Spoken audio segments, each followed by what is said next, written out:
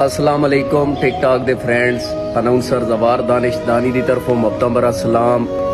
आज दी बड़ी खूबसूरत वीडियो बिरावां दे पेश नज़र। अच्छा, कई सज्जन ऐसे होंदे ना जेड़े इस फिट तू छोड़ के वग वहींदे बंदे कि मैं इनू छड़ गया ना ते पता नहीं मर जासी, मेरे तो बगैर इदा गुजारा ही नहीं होंदा। रुलदा रासी इंज होसी ओ होसी, मैं कोई बड़ी चीज़ हाँ। अल्लाह कि आशिक दी ओदे नाल मुहब्बत होंदी है, बाकी कुछ भी नहीं है। अल्लाह माफ करे, कहंदे छोड़िया कोई मरदा कोई नहीं। इंज ते मुड़ छोड़ के वग वंजन बंदे ते पिछे गुस्तान भरी वंजन।